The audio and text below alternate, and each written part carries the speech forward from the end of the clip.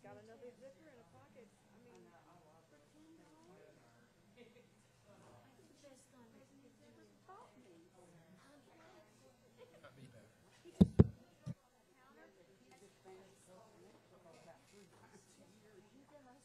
He does from Murfreesboro. He doesn't go that often, but it was just sitting on the counter. He just put his piece. He said, "Why do you want it?" Wait, yeah, she just wondered. I said, "Of course." I'm fine. We're Murfreesboro, and it was Letters about guns. yeah. Okay, how do you spell your name? Leslie. L-E-S-L-I-E. Oh. I saw on Facebook.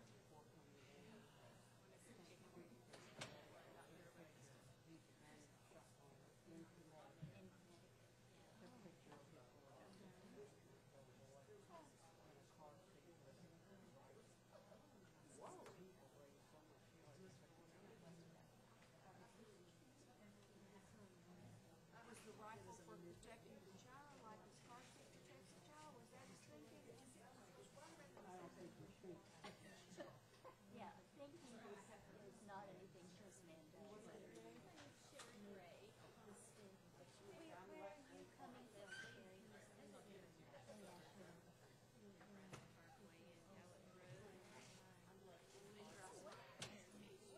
Cemetery a year ago. We parked behind the old Midwest Library. We found where'd you park? Oh, I parked in Sheraton. Next time I may take it. You mean the thing in the Sheraton? But they're remodeling. Good. Well, I just paid for. I used to work at what was it? How many hours? With my $10 and just set up.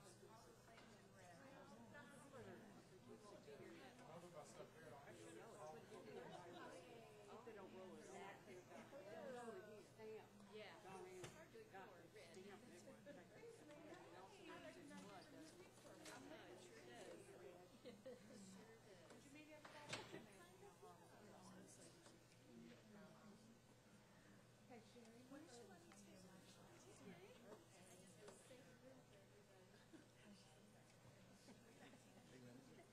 You can come back. You can come back, Sherry. She just wants you to take a picture now.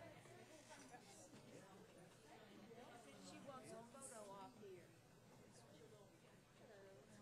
How close do we need to know? Everybody's squished in. Just look at me. All right. Ready?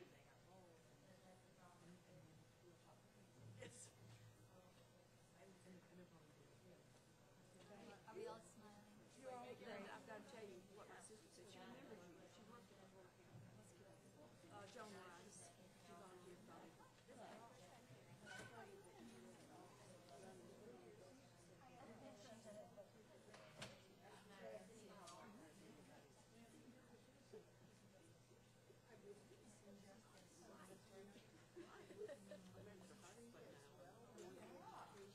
This is old. That is a. Time is phone. Yes. So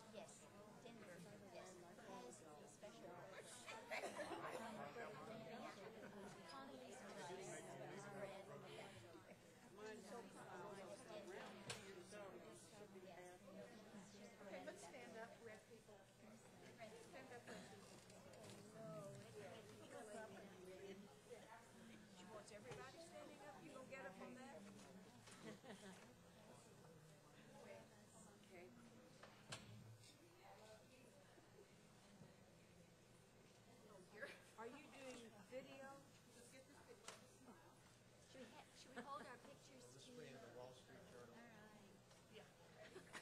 Wall Street Journal. This is where we're aiming. I'll have to share. Wow. Oh, sorry. Covered up your grandchildren. Oh, I'm sorry.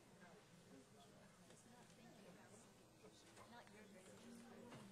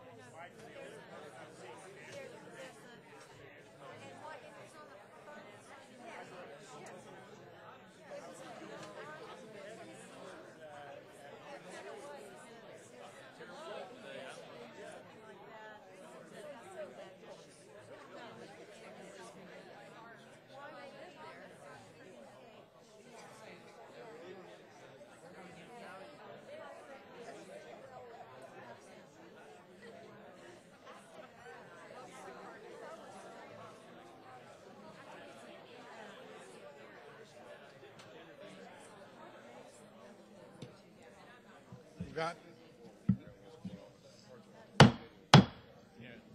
The chair detects a quorum. Madam Secretary, we call the roll. Representative Carter, Chairman Coley. Here. Representative Dennis, Representative Farmer, Representative Jones, Chairman Lumberg, Representative Stewart, Representative Womack. Mr. Chairman, you have a quorum. Thank you. Some preliminary comments before we begin work on the calendar. March 19th, we'll have a firearms calendar.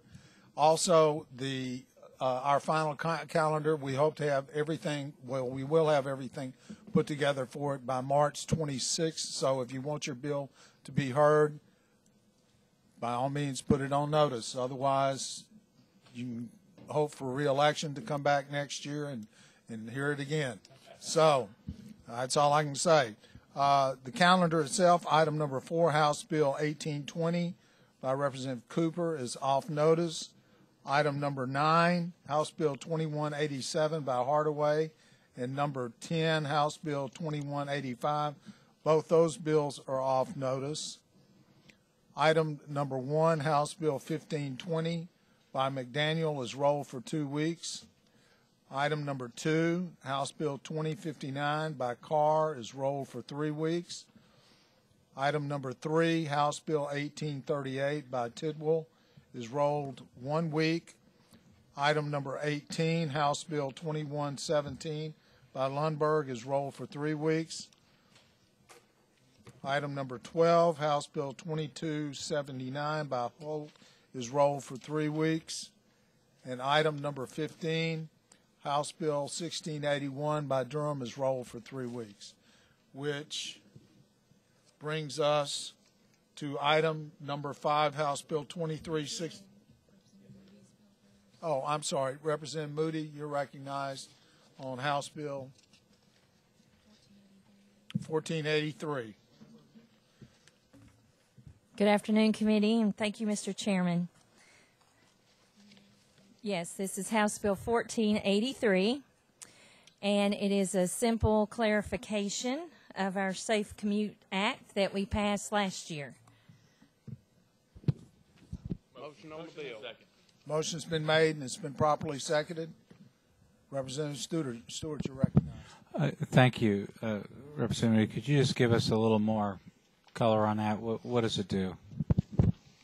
This bill simply takes the grandfather clauses and brings them up into compliance with the Safe Commute bill that we passed last year. And it mostly deals with the government bodies. They're on the same, into the same level of the Safe Commute Act.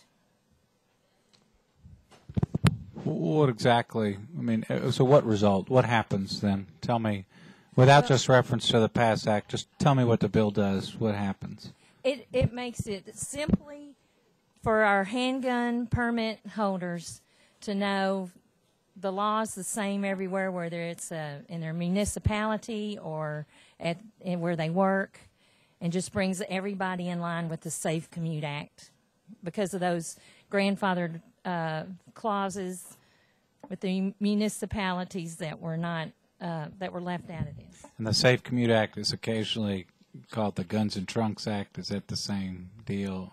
It is occasionally called that. Just depending on your perspective. I refer to it as a Safe Commute Act. Thank you. Thank you. Any other questions? Questions been called for. Any objection to the question? Seeing none, soon we're all ready to vote. All those in favor of sending the bill to full committee signify by saying aye. Those opposed? If you wish to be recorded as a no, let the Secretary know accordingly.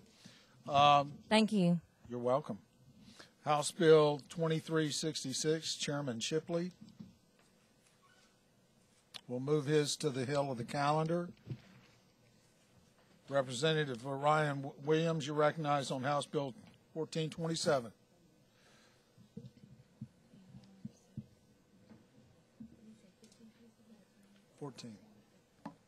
Thank you. Sorry, short mic. 14, this is the administration bill 1427. This is the Narcan bill. This bill would amend. Motion's been made and properly seconded. We have discussed this bill, I think, for three times, but this bill would amend Tennessee Code by adding a new section that allows medical doctors, osteopathic physicians, and qualified advanced practice nurses or physician assistants to prescribe naloxone hydrochloride to persons at the risk of suffering an opioid-related overdose. Be happy to answer your questions regarding this bill. I do have somebody, staff from administration, if you have any other questions here to ask as well. To answer. Chairman Lundberg, you're recognized. Thank you, Mr. Chairman. Representative, I'm just curious, why do we need to give immunity to everyone who administers this? It is the understanding from the administration's perspective that the immunity is necessary to protect physicians because they're prescribing to a third party. They're here if that's the simple answer, but I can call them out if you want to go out of session to answer that. No, not really. Do you feel comfortable because doctors already have immunity if they're prescribing it to someone, but this is the first time I know we're prescribing a drug to someone else to administer. Do you know of any other instances like that? Not at this time. I personally don't know of another instance. Representative Stewart, you're recognized. This may be a question for the administration, your representative. I just want to make sure. I think I heard in testimony, I want to make sure it's clear that this is viewed as a very unusual rifle shot liability provision. There's no plan by the administration to expand this to embrace other drugs or do anything. We're not trying to change the tort system here. We just have a particular project that you're working on with the administration to try to help the drug scourge that we know is such a big deal, right? That is correct, sir. Okay. Well, thank you very much. Thank you. Chairman Womack, you're recognized. Thank you, Mr. Chairman. To me, this is kind of along the lines of a parent being given prescription and administering that prescription to their children, whether it's amoxicillin or augmentin or whatever. It's an antibiotic that's a prescription drug that as a parent, I'm given that kind of responsibility to take care of my children and prescribe those or present those drugs to them, give them to them through a prescription.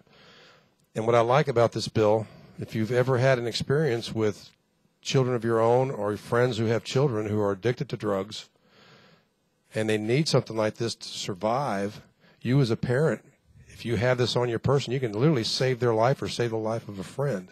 And that's probably, I understand where the chairman's coming from also on your concern, but to me this outweighs the fact that, as parents, and for those of you who don't realize, the number one problem in the state of Tennessee among our young people is addiction to prescription drugs.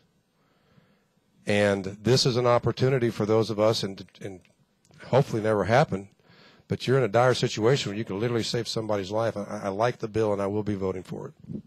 Thank you.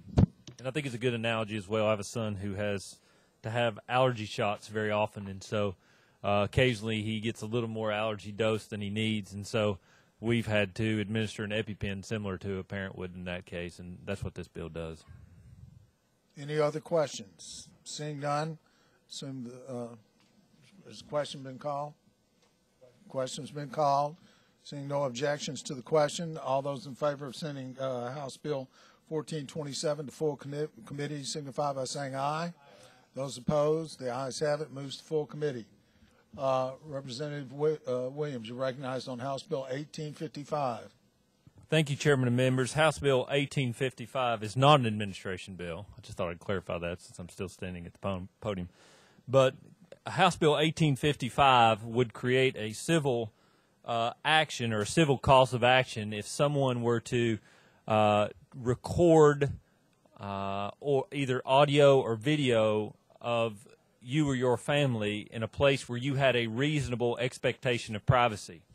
For the opportunity to discuss this bill, be happy to answer some questions. But as the world of technology continues to grow, and as personal privacy rights seem to be diminished based upon the ability of technology to grow, it's my concern and that of some of my colleagues in the House that, for instance, that if you were to take a photograph of if you were to come to my home and stand in the right of way and take a photograph of my wife and I or our family in the backyard just doing something or videotaping that then you turn around and sell it, my perception is that you have a reasonable expectation of privacy there.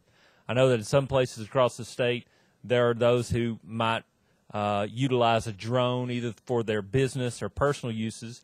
And so my concern would be that in the future that our personal property rights and our expectation of privacy would be diminished based upon that. And so the idea is that what we do is give people some protections as it relates to that. I have carried similar bills in the past. There are examples of bills like this that have passed in other states, California, New York, Hawaii. I'd be more than happy to answer some questions if you like. But if the image, to give you an idea, if the image were taken in the state of Tennessee, you would only be, the action would only be against the person who took the image, not against those who used the image not knowing that it was improperly taken. And so if the image was taken outside the state of Tennessee, obviously the laws of another state would not apply to an image that was taken outside the state. So I'd be more than happy to answer your questions with the idea. Yes, sir. Chairman Lundberg, you're recognized. Thank you, Mr. Chairman. Representative, give me a version of what you consider a reasonable, how do you define a reasonable right of privacy? I'll give you an example. Personally, when my kids were little, they liked to swim in these little plastic pools in the backyard. And sometimes, I've seen your children on Facebook, where they wear, no, that's not. they used to wear, my kids used to wear diapers when they were small, and when you got in a swimming pool, they swell up so much they weigh about 50 pounds and they fall off. Kids, and they run around, it's really cute. I miss those days. But if someone were to drive by in my front yard and see my kids and they took a photo and they were to try to sell the photo of my child as they were playing in the backyard, I think in that instance, my family has a reasonable expectation of privacy. Okay. Let's use that discussion. You're in your backyard. Yes, sir. And instead, so let's not say it's your backyard, let's say it's somebody else, and somebody is out there abusing their child. Correct. And media is there and takes a picture of them. And now media would be subject to civil penalties because, as you just said, there is a reasonable expectation of privacy, even though somebody is now abusing a child or doing something even worse. But that is, we can no longer utilize it. Media can't utilize that.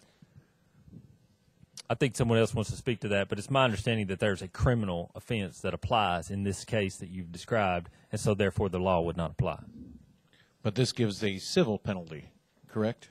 That's civil cause of action against whomever is taking this picture. But it's my understanding based upon what has been interpreted in the past regarding bills that it does not apply. But, I mean, you have members of legal staff here that could probably answer that better than I can. Well, and I'm curious of, in the snowstorm and when things were happening earlier this week or last week, and you had the helicopters going over, and it was showing whether it was roadways and things that are happening, and they inadvertently showed people's backyards. Now, is there a reasonable right of privacy in that instance?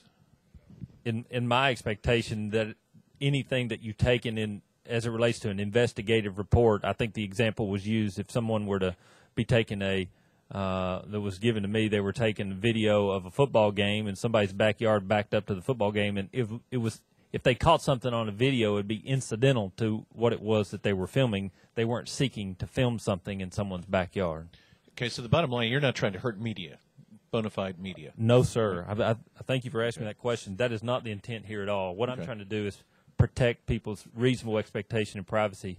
As our expectation of privacy, we've lowered our standards over the years, quite frankly, and our backyards have become commonplace and open to the public for other people, and I feel like that as access to technology and the desire of people to deliver products to your door using drones in the future, that they could simply put a camera on these and sell this product to someone else. And I'm with you on that, and I understand the standards. I'm just trying to qualify where we are, because right now, when we've got this and somebody's in my office and I have a expectation of some privacy in there with just them, but suddenly turns out they're recording that and they post it on their Facebook account. Does that then give a civil cause of action? I don't think so unless they were criminally trespassing into your property, your place of business. I'll give you an example. Yesterday, a group of they weren't my constituents, but they weren't citizens. They were people that visited the state regarding a specific bill, and they walked into my office, and everyone had a phone just like yours, and they're recording every word that I said. That I don't have a reasonable expectation of privacy in my legislative office. Okay. It's open to the public. And since, again, and you clarified that you're not trying to deal with news media on legitimate stories, would you have a problem, should this move out, that we amend that so that we talk about making certain that media is excluded from this? I would be acceptable to anything that doesn't dilute the bill as it relates to that. I think the challenge is that most of the language is we get into it, it makes it much more difficult to say, okay, is it this associate, is this news media or that news media, and then the next thing we know, we exclude everybody from it, and the original intent of the bill is gone. But I will say your concerns are valid. I'm not saying that they're not that. What I am saying is that I would agree to work with you on language that I think if it improves the intent of the bill. Yeah, and I'm with you. I understand that, but I think the way it's crafted right now to me scares me because it's so broad. Yeah. So, and that interpretation is wide open. So. Mm-hmm. Thank you, Mr. Chairman. Representative Stewart, you're recognized. Thank you, Mr. Chairman. I share that concern. You keep talking about trespass, and I understand Section 1 of the bill. But what about Section 2? That doesn't require trespass. I mean, it looks like any time somebody subjectively feels like they have an expectation of privacy, not merely in a backyard, which is a pretty clear issue, but maybe a restaurant booth, maybe a back room of a restaurant, maybe on the roof of a public building. It seems like I worry that we're opening up both the media and private actors to a very nebulously defined liability. I mean, isn't this, maybe I put it this way, isn't this Section 2 quite a departure from existing laws in this and most other states? And I'll give you a specific example that makes me concerned. It's a young woman. She went to Hume-Fogg High School right up the street. She took a picture of Taylor Swift when she was dating Gyllenhaal or whatever his name is. Hey, I'm at the grocery. I keep up with these I'm things. Following you, okay. She was dating somebody. Anyway, it was big news at the time, let me tell you. And she took that picture and I believe ended up, some posted on Facebook in Us Magazine, or somebody called her and actually took the picture to put in Us Magazine. I assume, to me, the way I'm reading your bill, we'd now create a fact question of whether there was an expectation of privacy. Obviously, one might argue, well, in this or that case, there's no expectation of privacy. My concern is, I bet you people in my profession could disagree pretty dramatically on what that really is, and I just worry that this is a pretty broad bill. What do you say to that? It's just this component, the Section 2. Mm-hmm.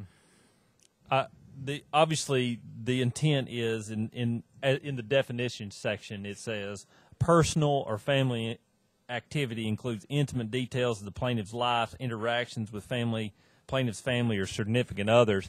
I don't know the life and times of any country music artist, but I know that artists are really important to this state, and we do a good job protecting those. But whether it's me or an artist or somebody, if we go down to get a big gulp and we're in a public place, we don't have a reasonable expectation of privacy there. We don't have a reasonable expectation of privacy at a movie theater, at a restaurant, or any of those places. So. Well, see, now, I got to tell you, I don't mean to interrupt you. Go ahead. Pardon me. No, that's all right. I mean, I actually think that in the instance I cited to you, that was very much presented as a personal activity. I mean, the whole question was about her dating relationship with this person. I can't remember if that was news at the time for Taylor Swift followers, but, you know, it was a personal activity. And it sounds like some of the people that are supporting this bill are people who might be subject to photography, stars and whatnot. And I guess I worry that we may have the tail wagging the dog. I mean, you have a few country stars or stars that may have this problem, but we're going to be opening up a pretty broad section of code that could trap the media, trap all sorts of legitimate concerns, and give rise to a lot of vexatious litigation. I worry that your bill is just too broad, and it doesn't, in my mind, seem to be justified by the public policy that's being promoted. Well, I'm not sure that was a question. Well, I can put it in question form if go you'd ahead. like. Yeah. Simplify it for me, please, Counsel. I will. You've articulated this concern that you could have a country star photographed vexatiously, as we hear about in places like L.A. and New York. Okay? Maybe this would be a question. Can you name 3 instances in which that has occurred where we need this bill? 3 instances that aren't already covered by existing law. I can't name 3 instances because there are no way to capture these instances because they're not. It's not an offense now. But I can say that this bill does not seek to protect one class of citizen or one artist or one person in the state. This is to protect all citizens in this state, to give them and guarantee them a reasonable expectation of privacy in certain cases in our state. Well, can you name me one instance of where this bill would be necessary to provide the remedy where we don't already have an existing remedy under the law? A real instance, not a hypothetical one. Okay, let's say that I was in a new multi-story residence in metropolitan Nashville, which I think is in near and dear to your heart, and there's only one exit to the parking garage to the main to the right-of-way. If you were to leave that personal residence and someone was standing in the one exit to that right-of-way with a camera, if this bill were enacted, you couldn't falsely imprison that person in their own residence. That would be an example, I guess you could say. See, and I think that's a hypothetical, but that I think it's actually factual. I mean, it's happened in this state. Okay, when I said hypothetical, I meant something that could happen, as you described, as opposed to something that has actually happened. But I think that goes to my point, because, of course, we have a false imprisonment law right now. But not with a camera. Well, I guess we have, in my mind, this is just my thought, we have 200 years of false imprisonment law in which courts from Andrew Jackson forward have kind of set out what false imprisonment is and not. Mm-hmm. And so I worry that your bill doesn't really do very much that isn't already done, and what it does do is kind of just add to the existing law this very broad, sort of nebulous potential liability. And that's why I asked you whether you could think of some actual event that has actually occurred in real life that justifies this dramatic departure from the law we've got. I'm not hearing you come up with anything that's real, that really justifies what I think is an awfully expansive bill. I just don't know what real is. I don't know what you mean. Real would be an incident that has actually happened in real life. Like I just described to you an incident that actually happened. Oh, okay. What incident? Who was it? Or what are we talking? I mean, you're saying that actually occurred, as opposed to something that, I mean, and there's nothing wrong. Well, I'm literally not clear on what you're saying, sir. What I'm saying? I thought you were saying, if someone were to, I'm not saying this happened to you, but if a citizen of this state were to leave their personal residence and there was one exit to it to the right-of-way, and they were falsely imprisoned using a camera, that this bill would deal with that. However, current law does not protect a citizen from that kind of behavior. And it only provides for civil action, not a criminal one, and it only provides it if it were used for sale. And just to clarify what I was saying, I think you're trying to answer my question, but I was drawing this distinction, sir, between what you're saying, which is a well, this might happen sometime.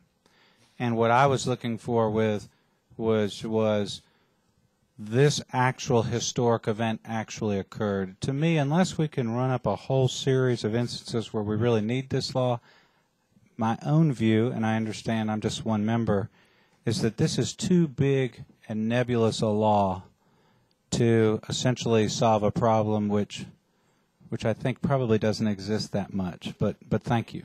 Thank you. Representative Carter, you're recognized. Thank you, Mr. Chairman. I want to make sure that I understand some portions of the bill. Number one, on page 2, number 1 limits this bill to physical invasions of physical trespass. That's correct. Right? Mm-hmm. Okay. And then are you saying, or number 2, that's where the camera comes in? Mm-hmm. All right. Okay. And then okay. Or a sound recording device as well. Yeah. Okay. You had mentioned something a minute ago about amending the bill or looking at it or doing something. Would you mind to explain that to me again? The only reason why I believe this bill was modeled after legislation that was passed last year in Hawaii, according to legal staff. So I'm comfortable with where the language of the bill currently is.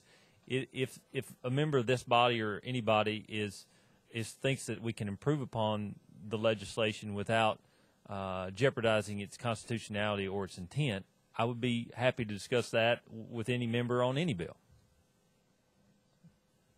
All right. Thank you. Thank you. Any other questions?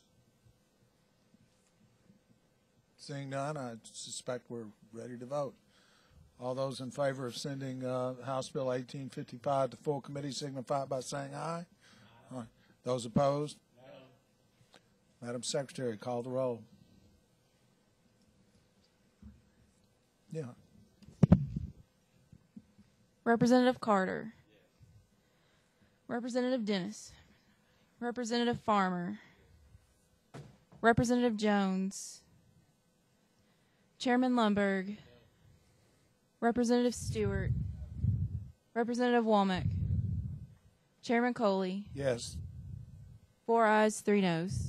Moves to full committee. Thank you, Chairman and members. Members of the committee, if you'd like to discuss the bill with me, I'd be happy to do that before it gets full committee. Thank you. Representative Hardaway, you're recognized on House Bill 2093.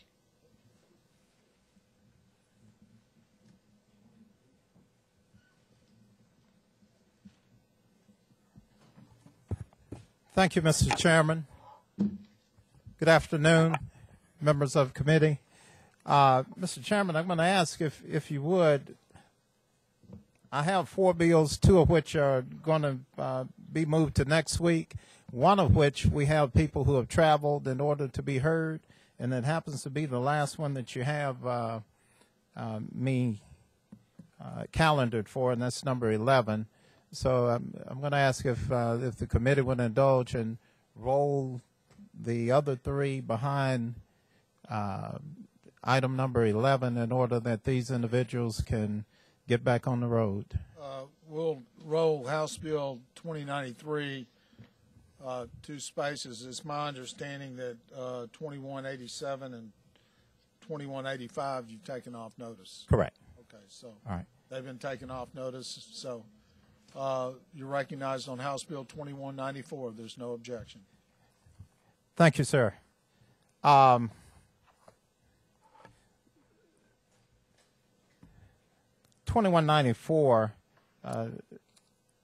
has several amendments that you've been delivered, and after consulting with the stakeholders, Mr. Chairman, you have one that's listed as amendment number 1.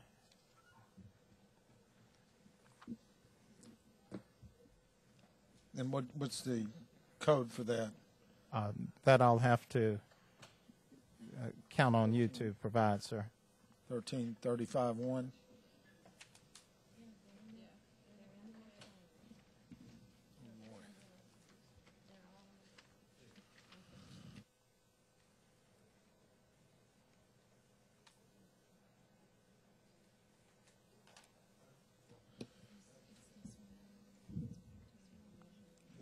first one? Yeah. Okay. So the first amendment is the amendment that you want to. Yes, sir. That's the one that the stakeholders have agreed to. Okay. Is there a motion on the bill? Motion's been made and properly seconded. Is there a motion on the amendment?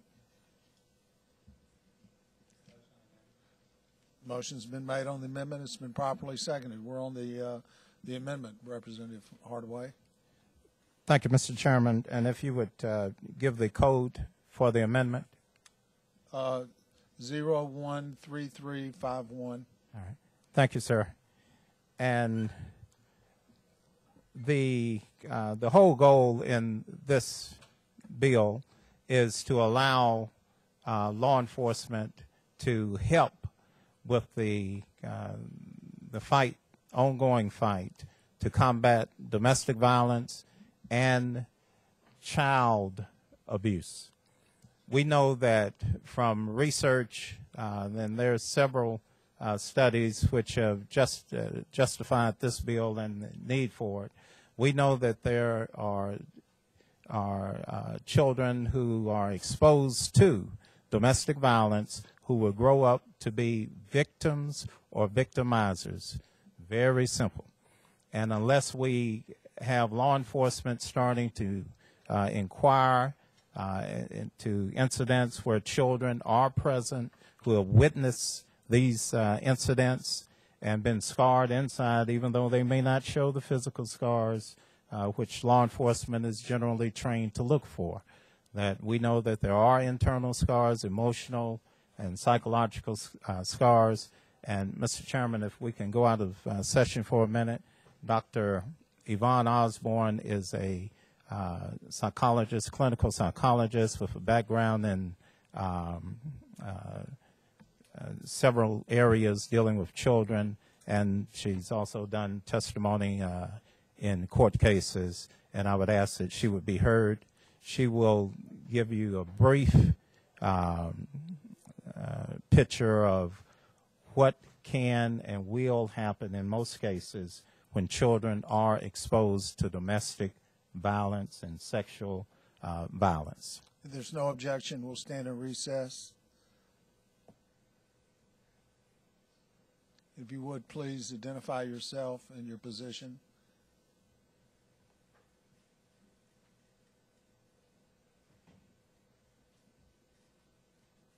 Oh, my. Should have cleaned up after that, so.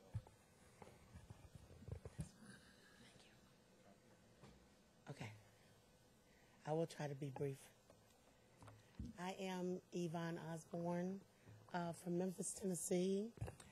I am a clinical and forensic psychologist. I have worked for over 30 years with troubled families, with adults, and with children, and many of them have been victims of domestic violence. Thank you.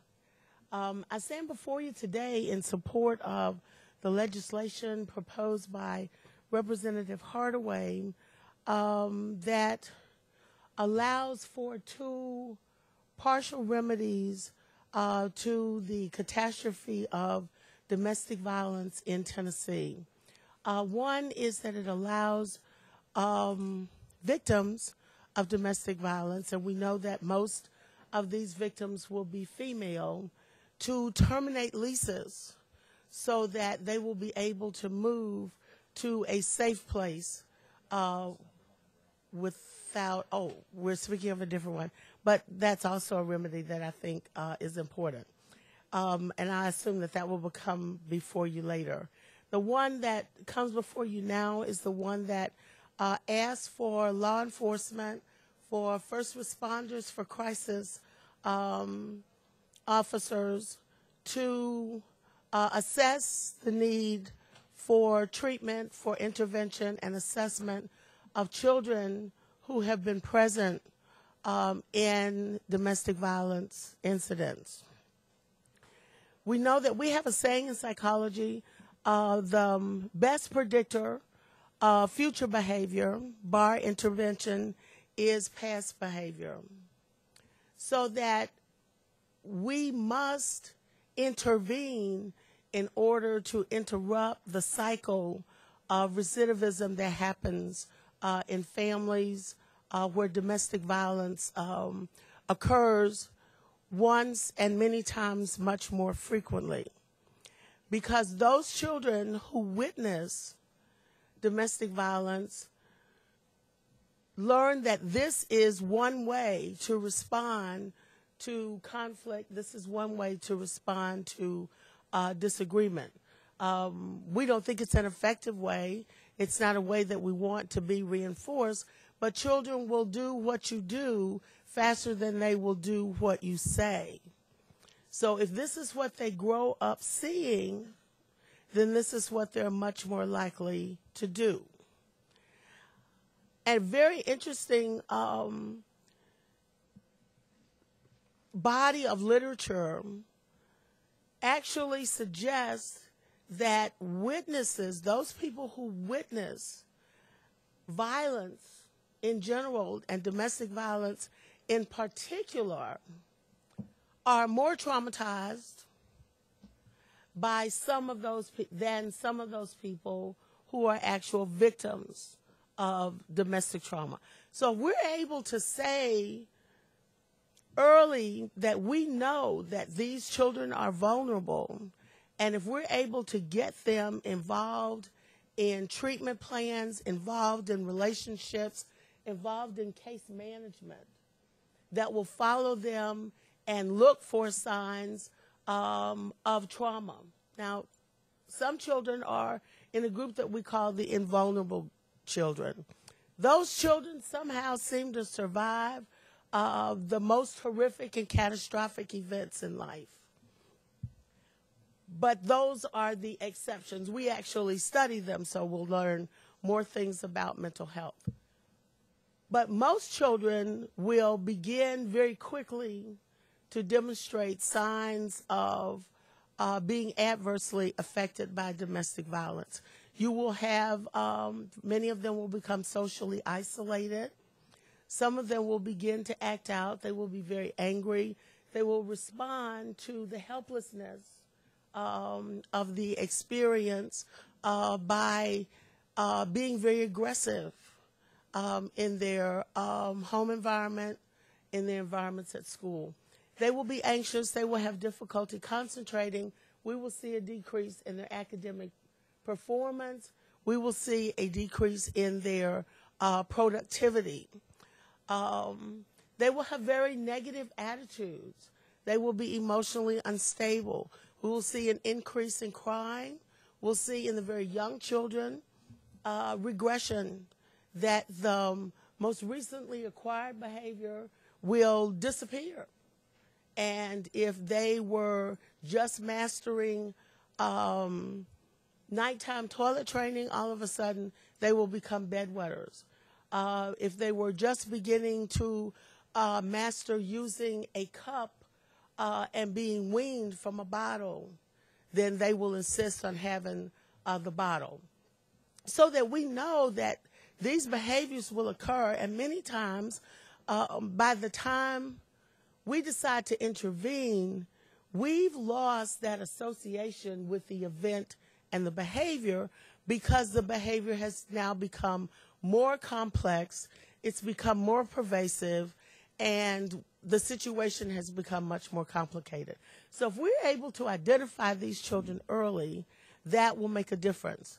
Also, early identification will allow us to bring in their parents, their family members. We can do family intervention. We can make them aware of services that are available to them, and we can offer them activities which will be restorative, so that that event becomes what we describe in psychology as encapsulated. It becomes an isolated event. It doesn't become an incident that kind of catapults this child into a clinical population and into behaving in inappropriate ways.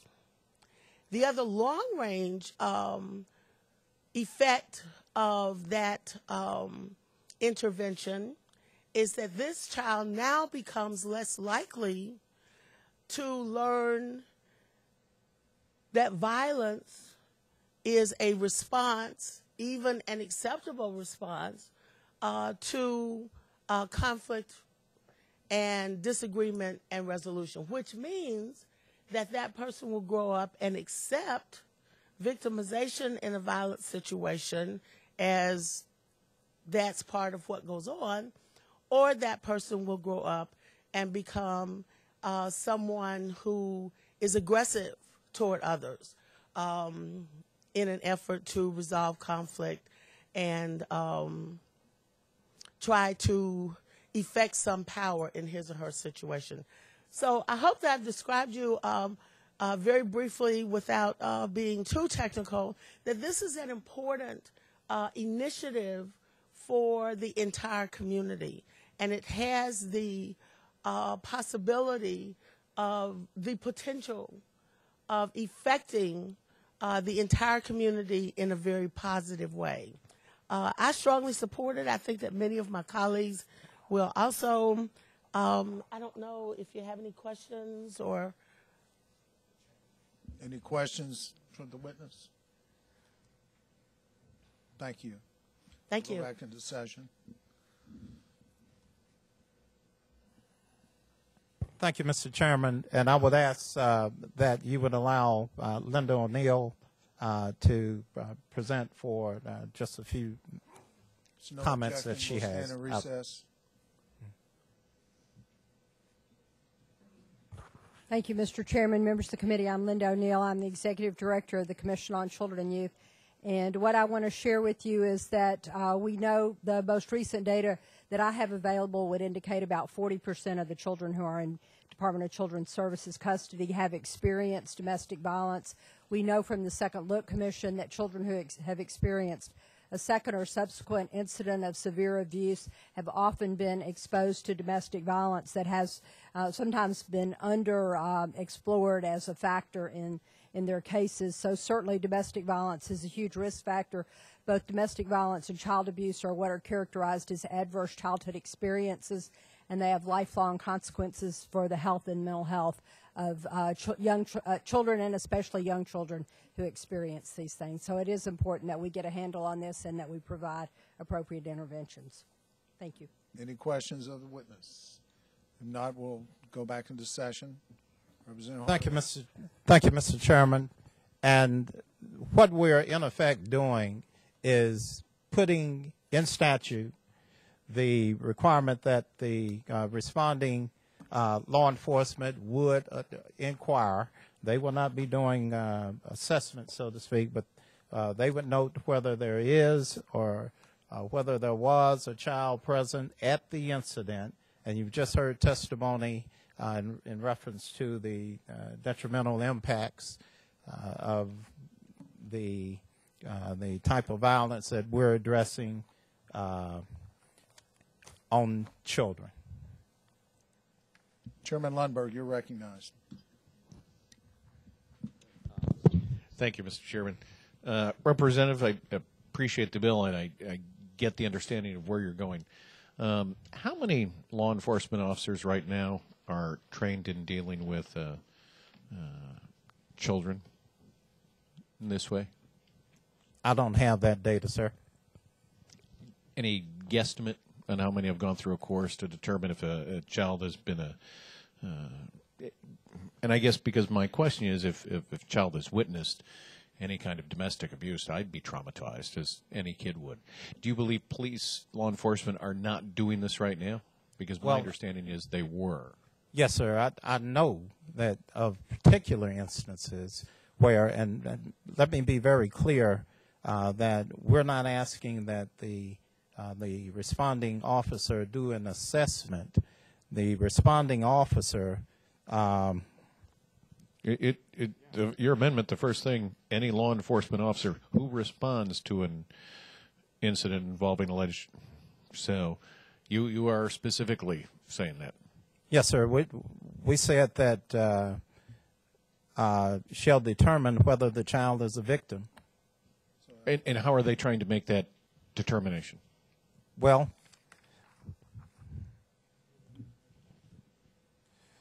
there's a couple of ways, and one of the things that we do want to address going forward is that training. But right now, there's some knowledge that officers do have where they can assess whether the situation itself. We've got the testimony that if it was domestic violence, if it was sexual violence, that the odds are that there was some emotional and psychological trauma to the child. Now, I can tell you that and I'm more interested in getting started on this as opposed to having a solution that's fully crafted. And if there's an issue on whether the officer should be prepared to do an assessment versus the officer making note of the incident itself so that we can start to compile those statistics and that data, then I'm certainly open to suggestions from the committee on modifying that language. And I get where you're going, and I like that. I think, number one, so our law enforcement officers generally right now are doing that. My concern with that is, first off, we're saying any law enforcement officer who responds must do this, and they don't have that training. And I think it's going to take us a little while to determine exactly what kind of training that is, because if they violated this, it would open up a cause of action in that domestic dispute. Mr. Chairman, I would to have those discussions, and I think if we're going to close down in 3 weeks, I think that would be an issue. I'd like to move this into summer study. If I may, Mr. Chairman. You're recognized. Motion's been made and seconded. If I could have the committee to acknowledge that there are more than one options available to us, and one of those is draft number 013352, that Chairman Lundberg, you might find it says specifically what we would do if we're not going to request the law enforcement personnel to do assessments. We need to have data. We need to make sure that if the law enforcement is responding to an incident, that if the incident itself is not at the same site where the violence occurred, where the child might be, then, and it could have been that both the victim and the victimizer had run off to the safety of McDonald's, and the victim and the victimizer may have chased him or her. And this simply says that the officer will determine whether there was a child present at the initial violence, and if so, that they would report it. That's all this says. It in no way requires additional training of the officers, but it allows us to start to collect data and statistics in order to protect the well-being of our children. The motion's been made and properly seconded to move to summer study. All those in favor of moving to summer study signify by saying aye. Those opposed? The ayes have it. Moves to summer study. Representative Hardaway, you're recognized on. Thank you, committee members. 2093. All right, Mr. Chairman, 2093 is a bill that would put in statute that when you have a public nuisance declared, that the motion's been made and properly seconded. That the affected community would receive notice of the proceedings, and thereby they would have a chance to attend the courts, and if the judge so desired, they would be heard. And I have covered this with my own environmental court judge and some of the nonprofits, et cetera, advocacy groups, and this is the solution that we have. And I would ask, because we have this bill before you, I'd ask that you would pass it out. Representative Carter, you're recognized. Thank you, Mr. Chairman, and thank you, Representative Hardaway, for your work. We were sitting up here saying you got to be the nicest guy here, and we appreciate that. Well, I work with nice people also. Well, we do appreciate that. One of the first things that you learn in law school is that in Tennessee there is a time-honored tradition that is inviolate, and that is, as long as I'm bringing the case, I control it. When that judge starts to give me the verdict, he takes it away from me, and I have to listen. But a millisecond before he rules, I can take a voluntary non-suit. Right, Mike? It's a time-honored tradition. So when you say here that before the entry of a voluntary dismissal, notice has to be given, you're changing one of the bedrocks of Tennessee law. And I don't mind to consider that. I just need to know why we would take such a dramatic step. What are we fixing here? Well, and I'm not trying to get into the court proceedings in that depth, so maybe that language needs to be tweaked. What I'm looking for is transparency and opportunity for the community to keep up with the court proceedings, something similar to the way that we have statute for individual victims. Mm-hmm. So if the proceedings are, the notice is published on the website, or perhaps if there's some type of mail out, we're not getting into how the notice is given. The last sentence, nothing in this subsection shall be allowed to delay a taking or demolition of nuisance property, was specifically put in order to make sure that we don't interfere with the proceedings of the court, but merely give the victims a chance to show up, and if the judge wants to hear them, they'll be heard. If he decides he doesn't want to hear them, they won't be heard. But they should at least have notice of the proceedings. Representative Stewart, you recognize. Would you be willing to roll this week, and here's why. I was listening to Representative Carter, and I got to tell you, he raised an issue which I hadn't caught, and I'm very interested in. You may recall you brought other nuisance bills in the past, and I'm actually a big supporter of your. You've been working on nuisance law. You've had some laws about nightclubs and various things over the years, and I think I'm supportive of this bill, and I'm generally supportive of what you've been doing in that area. I just hadn't actually considered that one issue, which is kind of significant for courts, particularly because that is true. Lawyers have this very fixed expectation. This is one where I believe if we could roll it 1 week, at least I would personally appreciate that as a favor, because I want to look back into that. I think it's a good bill. I just want to look into this one detail, which it sounds like you don't even care about.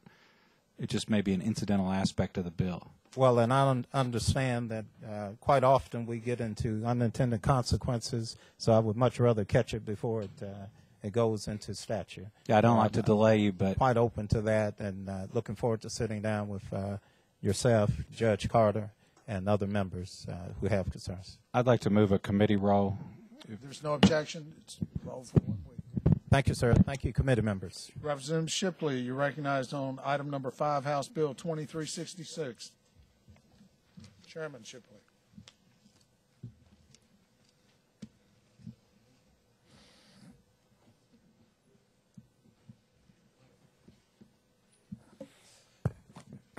Thank you, Mr. Chairman. My apologies in advance. My voice is recovering, but not completely. House Bill 2366. Let me, before I get too far into it, it does have an amendment that makes the bill. If you want to address that first. Is there a motion on the bill? And second? And the amendment that makes the bill is 012100. Parliamentary inquiry. It's been made. You're recognized. There wasn't a second made on the bill. Beg pardon? There wasn't a second made on the bill. Is there not going to be a second? Bill? Not going to be a second? In that case, then I'll rule it 1 week. Request a 1 week. No objection. The bill rolled for 1 week? Thank you. No?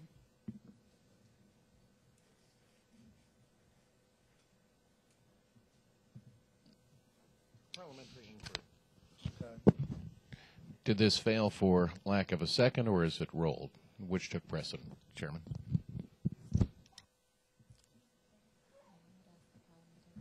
Who's the parliamentarian? Is Joe was.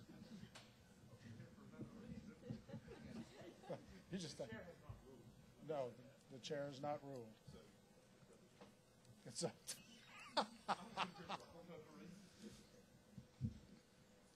Roll for 1 week.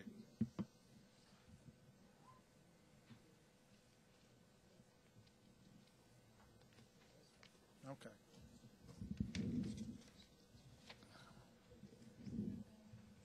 Representative Goins, you're recognized on House Bill 1407.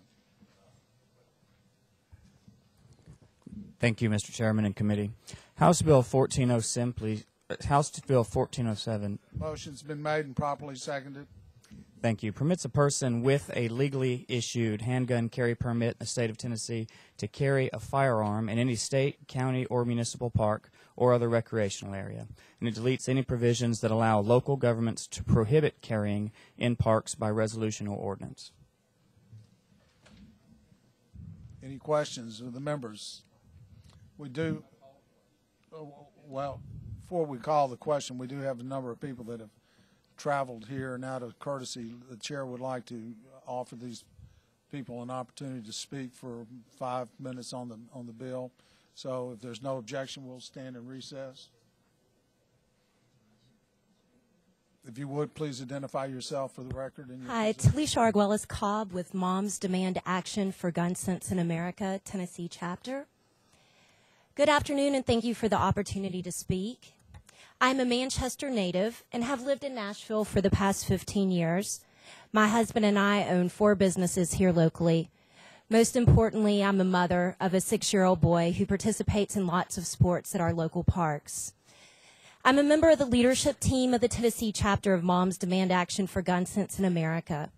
We oppose House Bill 1407. I'm here today to tell you why. House Bill 1407 would force every town, city, and county in Tennessee to allow guns in their parks, including my home of Nashville.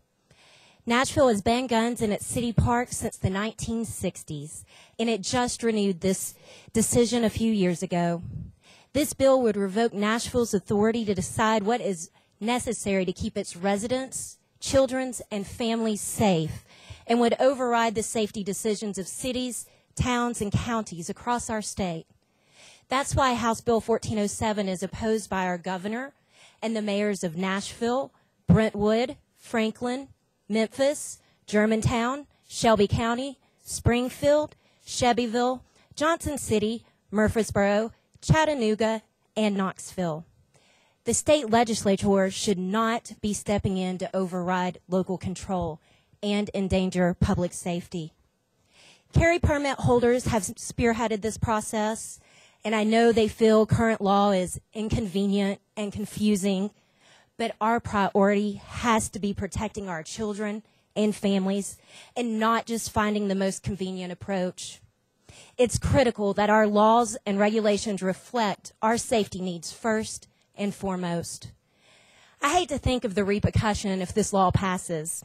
When parents like myself feel their kids aren't being protected, how many will let their kids participate in events at public parks where guns are welcome?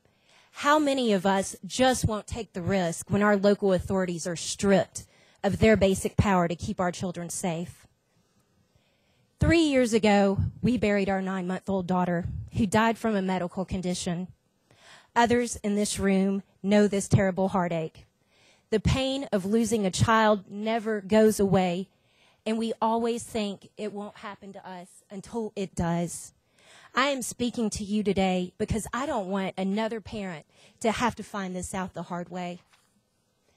House Bill 1407 would force guns into all Tennessee parks against the wishes of the cities those parks are in and against the wishes of the moms who take their children there to play. It will expose our children to serious danger and will revoke our local government's authority to pass regulations to keep us safe. Our duty as parents and legislators is to shield our children from harm. Passing House Bill 1407 will make that more difficult. This dangerous bill must be rejected. Thank you. Any questions of the witness?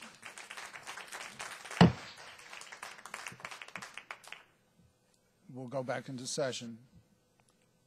Representative Goins, you're recognized. Thank you, Mr. Chair. And let me say that my heart also goes out to anybody who's suffered from any loss, from a medical condition or otherwise. But I think we do realize, too, that the Constitution isn't a medical condition. It's something that our founders put upon us to observe. The list of cities that she named is actually a minority in this state, and that a majority of carry permit holders across this state already enjoy the freedoms of being able to protect themselves in public areas. And make no mistake, this isn't forcing guns in any park. It's simply allowing people to protect themselves in any park. Guns, in fact, I would say that the cities that she had named are also some of the most dangerous parks within the state, and they're simply already there. And nothing in this bill allows children to carry guns. Nothing in this bill legalizes any criminal activity that's to be permitted on a park. Nothing's going to allow additional murders to happen. Murder is already going to be illegal. It stays illegal under this section. The only thing it does simply is allow those licensed permit holders to protect themselves in public areas. And I will entertain. Representative Jones, you're recognized. Thank you, Mr. Chairman. I just want to say that in my last 2 elections, both of my opponents were for guns in parks on a local level. And as soon as my constituents found out that they had voted for that, they dropped about 30 percentage points. So it's not, I don't believe that it's something that the average person wants to see is a gun in a park where all of their children are, because you just never know what's going to happen. And some well-intentioned person could think that they're doing somebody some great service by trying to shoot somebody in the park. And sure enough, somebody's going to lose a baby. I'm sorry, Mr. Sponsor, but I really think that this is a really, really bad thing to do. And if I may, Representative Jones, you know I respect you, and I respect your position, and I understand that you have to vote your district. But we did all take an oath to uphold that Constitution, and that's exactly what this is. The Bill of Rights lays out a list of civil rights, which we all enjoy. We don't allow local governments to restrict a person's freedom of speech or any other amendment, and nor should we this one. Representative Stewart, you're recognized. Yeah, that's confusing to me when you're talking about the Second Amendment. I'm a big supporter of the Second Amendment right to bear arms, but I don't think there's a court in the United States that's ever said it was unique among the amendments that it's unlimited, right? I mean, there's no court that's ever said that a law that bans guns in a municipal park violates the Second Amendment. Am I wrong? I'm not an attorney. I know you're more well-versed in case law, but I would say this. I don't think a court today would recognize that this isn't an infringement on the right. I think most people who read the text of the Second Amendment would see that this is an infringement. You're infringing on a person's right to legally carry a firearm in a public area. Well, let me We're ask talking you about privately owned areas here. We're talking about public area. Well, what about a public airport? Is there a right to keep and bear arms in a public airport? This bill addresses these recreational areas provided by cities and counties, and I would respect that we stick to the bill in front of us. Well, no, I mean, I think I am sticking to the bill, and let me make the point. You seem, let me tell you, I can understand an argument you might make, which is that a policy matter, you personally favor the carrying of guns in parks, and you favor it so much that you want to superimpose that will on the people of Davidson County sitting behind you. Okay, that's a policy argument, and we go back and forth on that. What I don't understand is your Second Amendment argument, because I think you'd agree with me that actually, despite the Second Amendment, you don't have a right to carry a gun on an airplane, on a common carrier. You don't have the right to carry a gun in the airport. You don't have the right to carry a gun on Fort Campbell.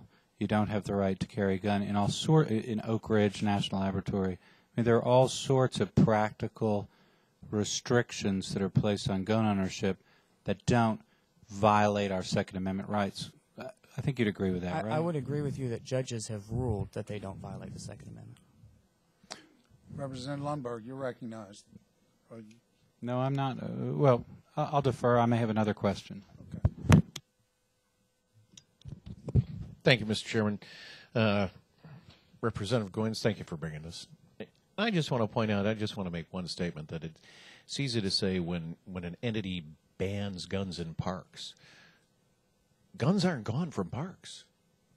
There are still guns in parks. I will tell you that right now. There are guns in parks. Those guns are not being carried by law-abiding citizens. Those guns are not being carried by someone who's gone through a class. Those guns are not being carried by someone who has been trained to do it. The guns are still there. They are just in the hands of some very, very bad people. Thank you for bringing this.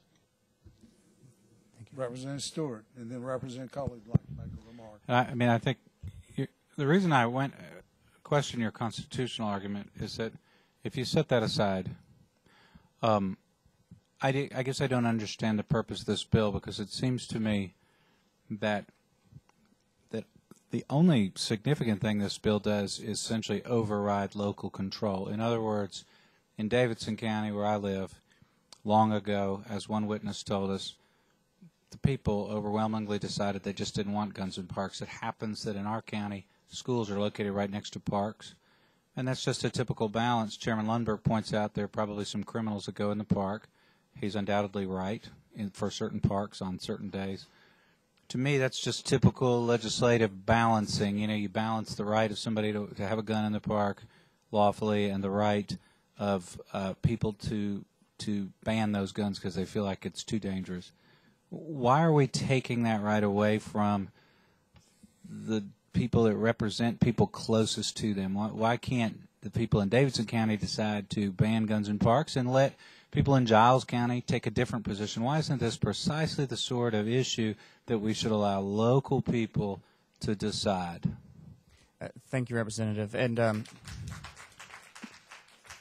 in a short answer, there are certain issues that ought not to be delegated locally. As you know, I came from local government. Before being elected here, I served on the county commission in Hamlin County, 62,400 people population, and I knew that there were certain areas that we could delegate, certain areas that we could legislate and have executive control over within our political boundaries, but then there were those areas that we had to defer to the state, we had to defer to the federal government, and certainly those guidelines, those Founding Fathers documents that said we have a right to protection.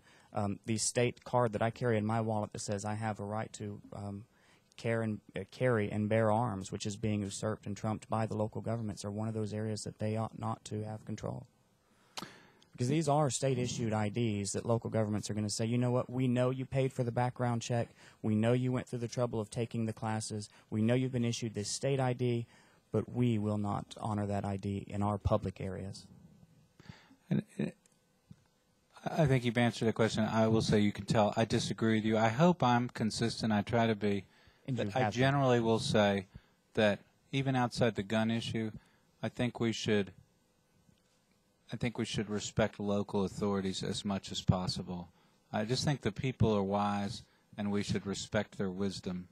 But I appreciate your position and your forthright answers to my questions. Thank you, Representative. And I think you know that generally I do support local. Representative Womack, Chairman Womack, you're recognized. Thank you, Mr. Chairman. I just want to make a comment. Thank you for bringing the bill. Go to Walmart, go to dinner somewhere, O'Charlie's, whatever restaurant you choose. The issue years ago was about having a gun carry and permit individual in a restaurant that served alcohol. We know by the law, as a carry permit holder, you're not allowed to consume alcohol while carrying that gun. No difference here. There are children in Walmart, whatever department store you go to. There's children in restaurants. There's children in parks. I don't see the difference. It's black and white. If I'm responsible enough to carry a gun, I've gone through training, I should be able to carry that gun in the park to protect my family, not only in the park, but in a department store, on the highway, at a restaurant. There's no difference. And to sit there and say I can't carry that in the park, I don't agree with that, and I'll be supporting your bill, and I'll be voting for it. Thank you. Thank you. One point I'd like to make is that the role of the courts has been more expansive in its understanding of the Second Amendment. And in fact, I believe in the Chicago state, the doctrine of incorporation was applied there, prohibiting the city of Chicago from prohibiting a man from owning a gun. So the court is expanding the role of the right of an individual to have a Second Amendment rights. Questions been called? Any objections to the questions? Seeing none, we're all set to vote on House Bill 1407, moving to full committee. All those in favor signify by saying aye. Aye. Those opposed? The ayes have it. Moves to full committee. Thank you.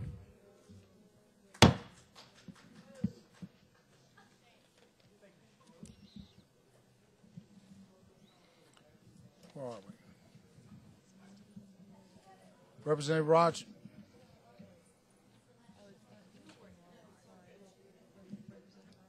Yeah, she rolled it. On 16? Oh, okay. Representative Rogers, you're recognized on House Bill 477. Thank you, Mr. Chairman. The purpose of the properly seconded. The purpose of House Bill 477 is to reduce the risk of continued victimization of students in those incidents where the delinquent attends the same school as the victim by providing additional tools or options for juvenile court justices. Mr. Chairman, I have an amendment that makes the bill, House Amendment 013459. Motion's been made on the bill. It's been properly seconded. We're on the amendment. Thank you. The bill in its original form was deemed unacceptable as it was over-restricting the hands of the court, and the language placed educational assignment authority of the delinquent in the hands of the victim or the victim's parents. So to address these concerns, members of the the Juvenile Judges Conference were asked to review both the intent of and the objections to the bill to make their recommendations. Their recommendation came in the form of this amendment that makes the bill with some additional language from DCS. The portion dealing with DCS is considered an LEA because it operates schools within its facilities, and they've already been through the court system. So DCS is exempt from this bill. And what this bill does is it gives judges the authority to issue orders of all types, including no contact orders, orders of protection, and now in consultation with school officials, orders that could change the school assignment for certain children whose attendance in the same school may result in further disruptive consequences. In severe offenses such as aggravated assault or sexual battery, there would arise a presumption in favor of a court order prohibiting the defendant from attending the same educational placement of the victim. Managing the safety of the victim and delinquent at school can be very difficult, even with deconfliction of classes, hallways, lunchrooms, parking lots, and such provide ample opportunity for continued intimidation and violence. And so it is the court that shall determine how best to restrict future contact of the defendant with the victim while the victim is at school or in other public settings. Any questions on the amendment? Seeing none, I assume we're ready to vote on it. All those in favor of Amendment 1 to House Bill 477 signify by saying aye. Those opposed, the ayes have it. We're back on the bill as amended. And that is the bill. Question's been called for. Any objection to the question? Seeing none. All those in favor of sending 477 to full committee signify by saying aye.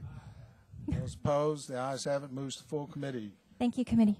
You're welcome. House Bill 2035 by Representative Powell.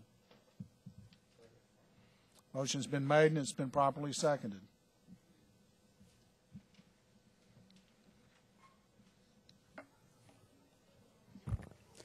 Thank you, Mr. Chairman and members of the committee.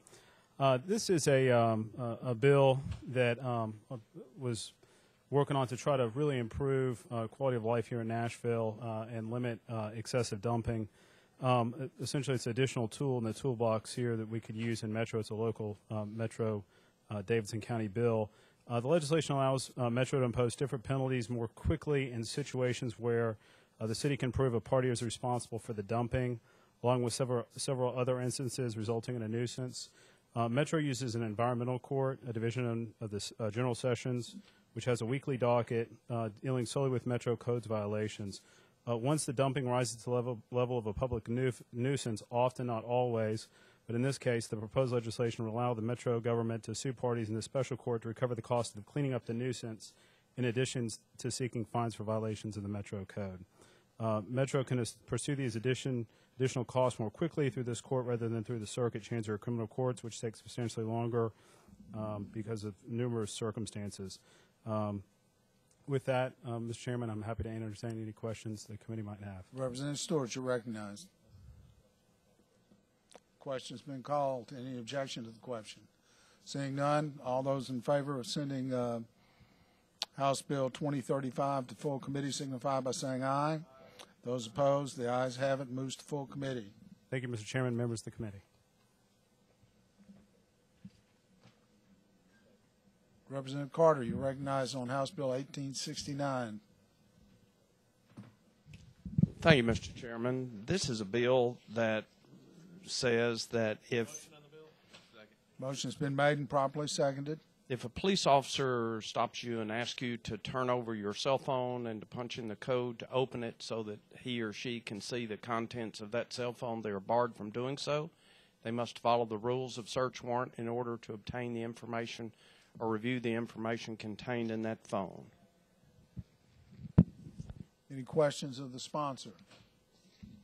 Question's been called for. Any objection to the question? Seeing none, all those in favor of sending House Bill 1869 to full committee signify by saying aye.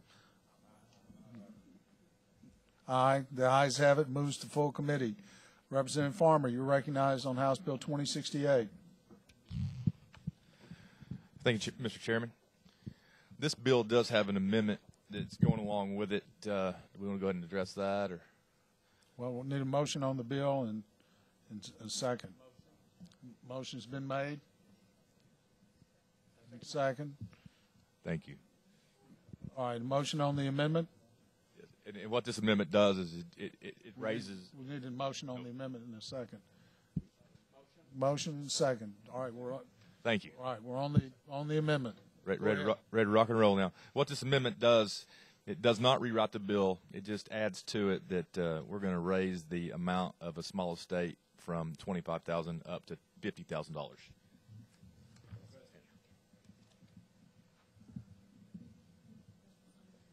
Questions on the amendment? Seeing none, I assume we're ready to vote on the amendment. All those in favor of Amendment 1 signify by saying aye. Those opposed, the ayes have it. We're back on the bill as amended. And what House Bill 2068 does is a combination of technical corrections to a new provision that grants creditor protection to trusts. Essentially, we're trying to keep up with the trust laws and probate. The Bar Association has worked really hard on this. We have someone here today. If the members of this committee have any questions, we can go out of session. They'll be more happy to answer those. So we're just keeping up with the current law. Question's been called. Any objection to the question? Seeing none, all those in favor of sending House Bill 2068 to full committee signify by saying aye. Those opposed, the ayes have it. Moves to full committee. Representative Farmer, you're recognized on House Bill 2072.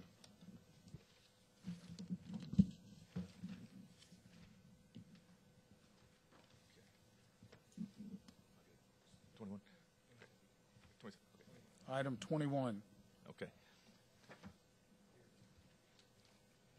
And what this bill does, actually, I believe there was an amendment on here as well. Motion's been made on the amendment. It's been properly seconded. Okay. And what this amendment? We have a motion on the bill and properly seconded.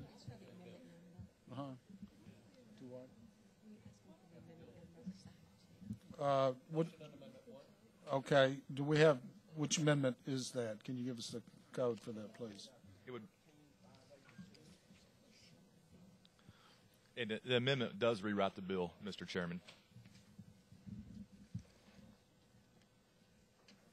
There's a question on the amendment? No question's been called on the amendment. All those in favor of Amendment 1 signify by saying aye. Those opposed, the ayes have it. We're back on the bill as amended. All right.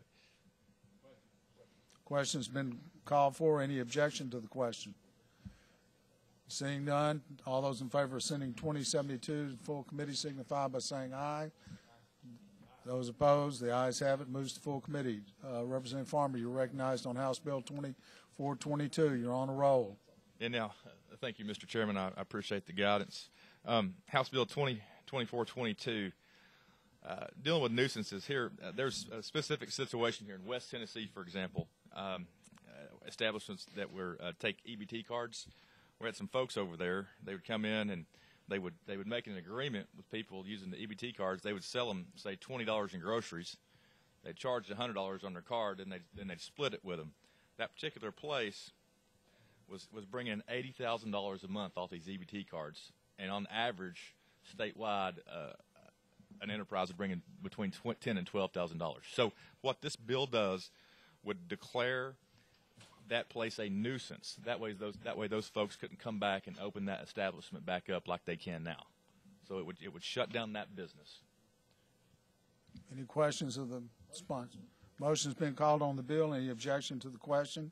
Seeing none, all those in favor of sending House Bill 2422 to the full committee signify by saying aye. Those opposed, the ayes have it. Moves to full committee. Representative Womack, you're recognized, or Chairman Womack, you're recognized on House Bill 1827. Thank you, Mr. Chairman. House Bill 1827, what this bill does is allow protection for individuals seeking health care, the right to refuse to answer any kind of questions, primarily dealing with the Affordable Care Act relative to their ownership of a weapon or a gun. And this bill says that health care cannot be denied them because they refuse to answer such questions that might relate to rules that are promulgated by the Secretary of Health and Human Services regarding the Affordable Care Act. This bill has undergone quite a bit of amendments. Matter of fact, I present to you the amendment, drafting code 13279. Quite a few folks here in the healthcare industry have put this amendment together in the language that they like and they feel comfortable with. And the language that I liked is still in there, and the additional language that they like is in there. So with that, I move passage. Amendment 2. Amendment 2, yes, sir. Okay. Do we have a motion? Second, Second's been made. All those in favor of Amendment 2 signify by saying aye. Those opposed, the ayes have it. We're back on the bill as amended. Representative Jones, you're recognized. Are we only doing this for the Affordable Care Act? No, what has this was brought to me by a constituent. This has happened over in, I think, Montana and North Dakota, where an individual.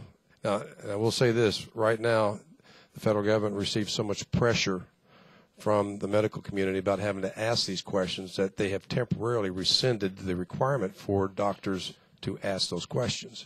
However, they can be implemented again at any time at the discretion of the Secretary of Health and Human Services. So putting the law into place now will prevent and protect those individuals who are seeking health care from being denied health care should they choose not to answer those questions.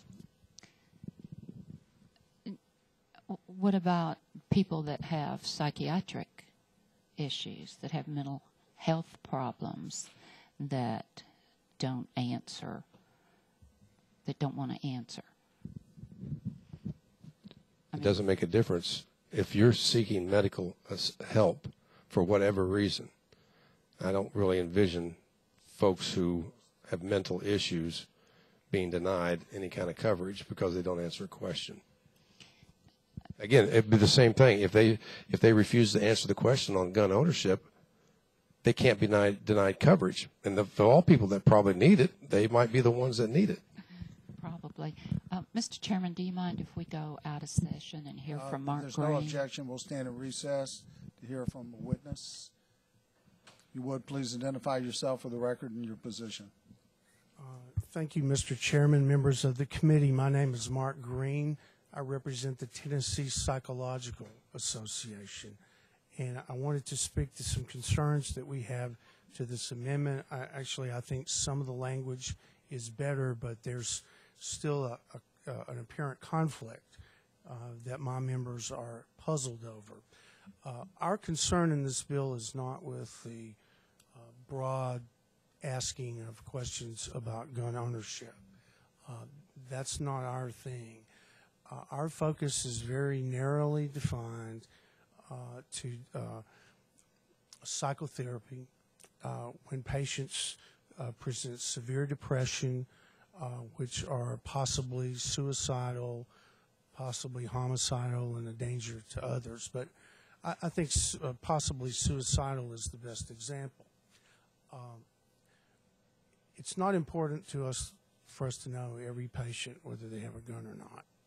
But in making a treatment decision on whether to continue psychotherapy on an outpatient basis versus hospitalization, it's important that we get a straight answer from a patient about gun ownership. Likewise,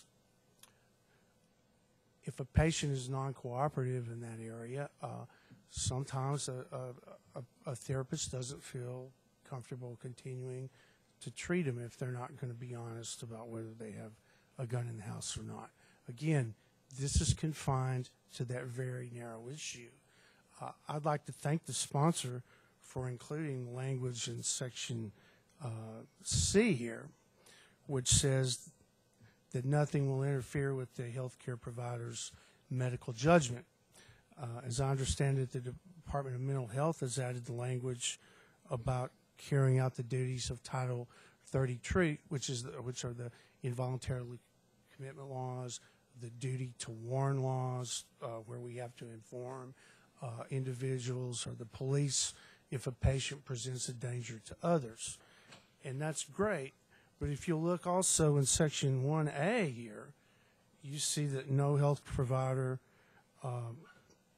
may deny care if a patient refuses to answer. So it's that conflict that is troubling to psychologists. I hope, and maybe the sponsor can help me, but does this give a psychotherapist the ability to insist that a patient answer questions about gun ownership? And again, it's just in the context of that suicidal, possibly homicidal patient, and that conflict is troublesome to our guys. Any questions of the witness? If not, we'll go back and Representative Carter, you're right. Thank you for coming, and you came to my office and talked to me about it, and I appreciate that. I have a friend who is a counselor, and I have just enormous respect. He voiced the same concerns you have. To be honest, Representative Womack, I didn't know the amendment was there. I would like to have sent it to him, but from just my discussions with him on the phone, subparagraph C takes care of his concern. So I literally have gone from, no, I can't agree to this, to, yeah, I can. Now, my question to you, because I appreciate you coming and how reasonable you were about this, what is wrong with paragraph C? Paragraph C is... Do you want to redraw it? And, do you want to tell us what's wrong with it? My concern is, does C trump A? A doesn't. It just says that no health care provider that is required to be licensed may. A1. Yeah. Okay. So it says you can't do it, and then it says you can use professional judgment.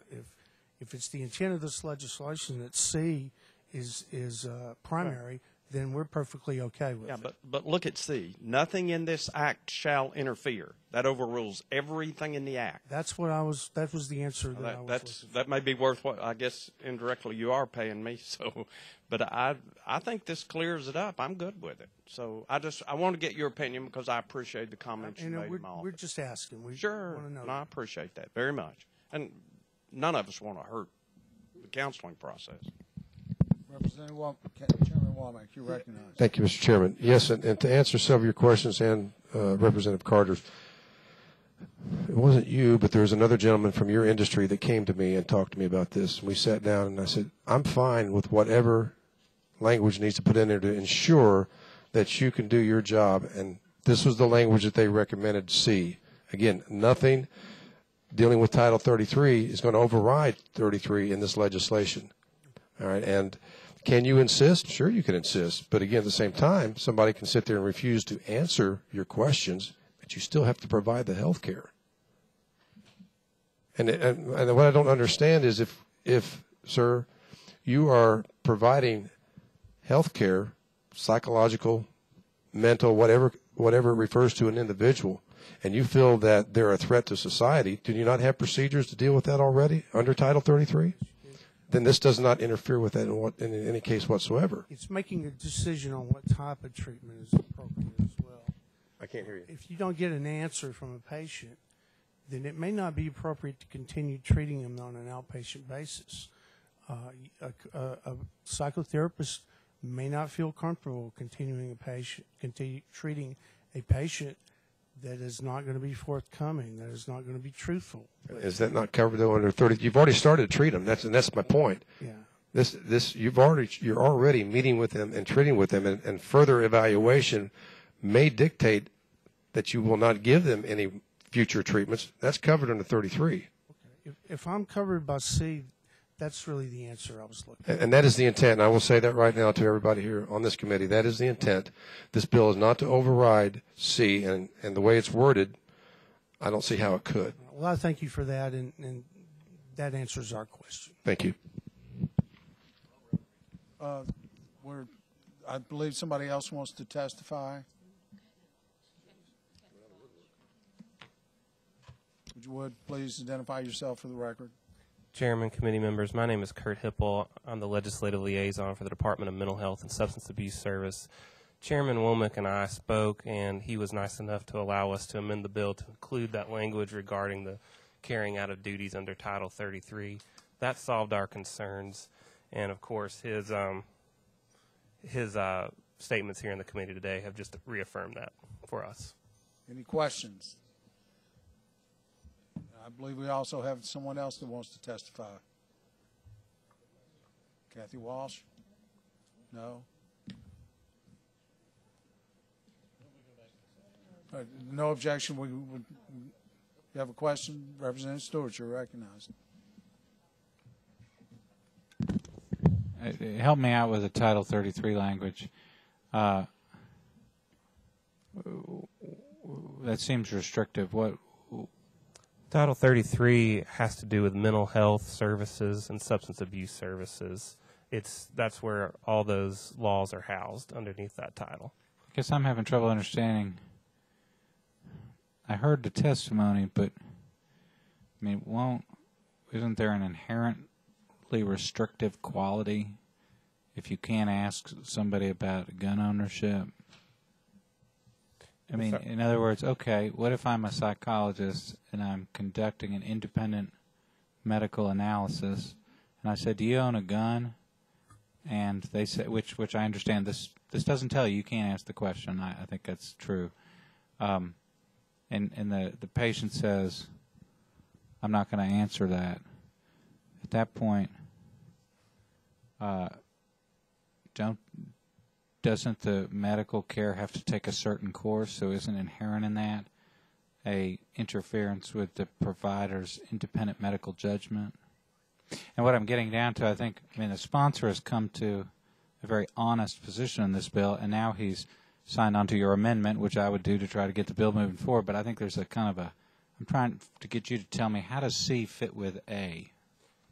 It's our understanding, thank you, Representative Stewart, for that question, is our understanding that C says that nothing that happens in A will interfere with the duties to carry out under Title 33. So just as he mentioned here in committee today, that there would not be a problem with carrying out the duties.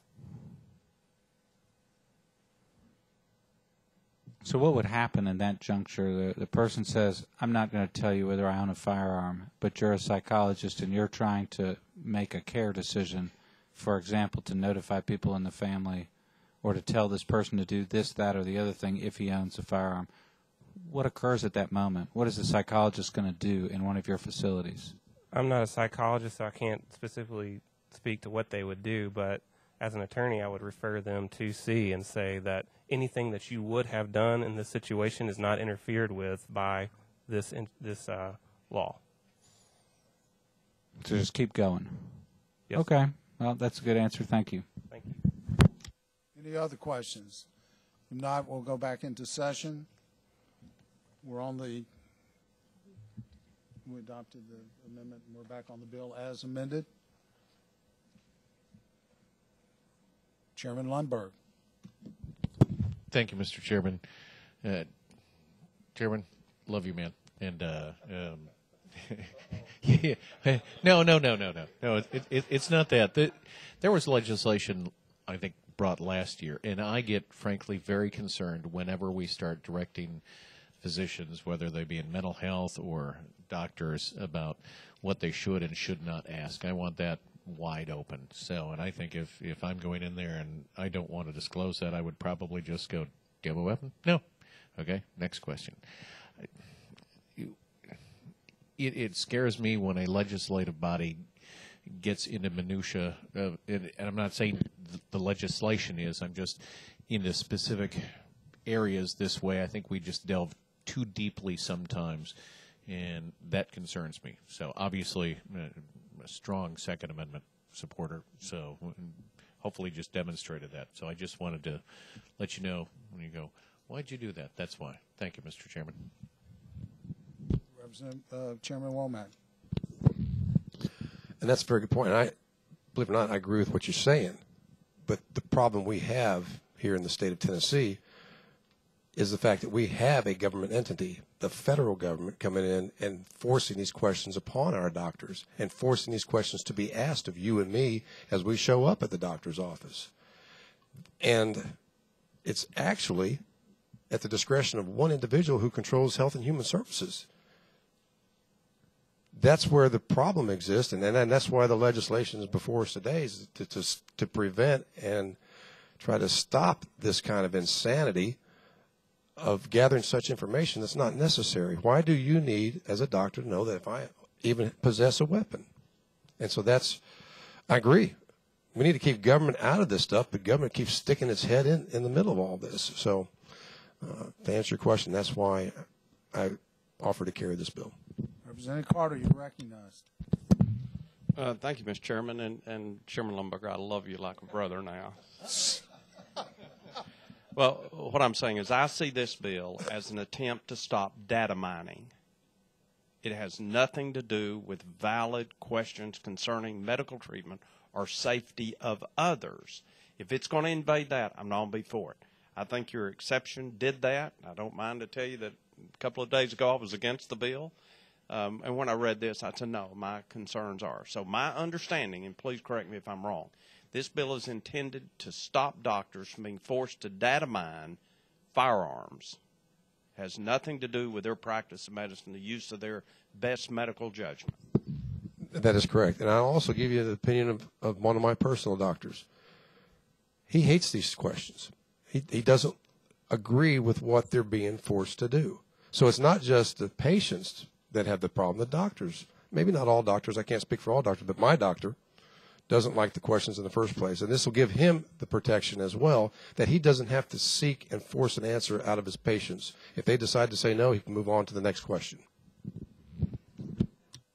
Representative Carter, you're recognized. Or if that person has threatened someone or something and the guy will not respond, he doesn't have to treat him. And then he can call those people and say he refused to answer. Literally, I have a friend that's very concerned about this. He's very much a gun enthusiast, very offended at having to ask it, but he's an excellent psychologist. And on the other side, he said, but Mike, I've got to be able to protect those people if I think they're in harm's way. So I didn't have a chance to send this to him, but as I read it today, I thought, okay, that touches each one of his points. I am going to shoot it to him before we get to the full and make sure that he doesn't have any other recommendations, because I just have such a powerful respect for him as a psychologist. So, but from what he's told me, I believe this meets his concern. Any other questions? Seeing none, I assume we're ready to vote on the bill as amended. All those in favor of sending House Bill 1827 to full committee signify by saying aye. Those opposed? No. Madam Secretary, call the roll. Representative Carter. Yes.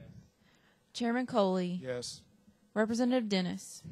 Representative Farmer. Yes. Representative Jones. Chairman Lumberg. No. Representative Stewart. Representative Womack. Yes. 4 ayes, 3 noes. Bill moves to full committee.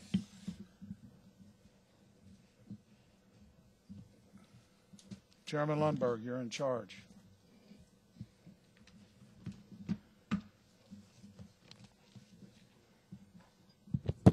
Chairman Coley, you're recognized in House Bill 2355. House Bill 2355 does what the caption does. Is some sexual offenses against children in Tennessee have 25-year statute of limitations, but these offenses do not include human trafficking or other egregious commercial sexual offenses. Some victims do not realize that they're crime victims until many years later after counseling, so it is important to provide access to justice for these young victims. House Bill 2355 extends the statute of limitations for trafficking against a child to 25 years from the date the child becomes 18 years of age.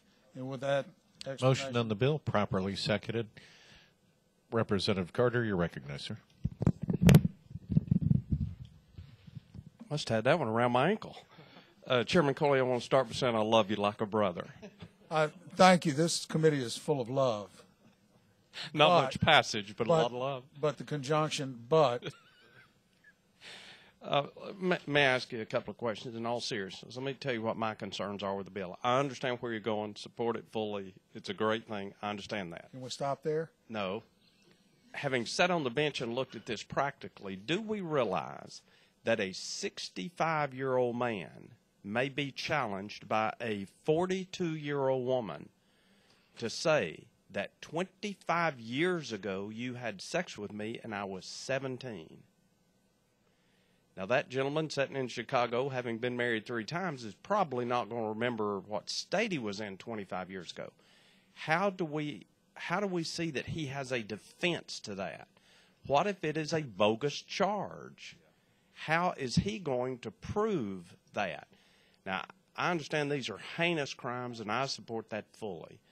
But how in the world do we let it go out to where a person has no defense available to them?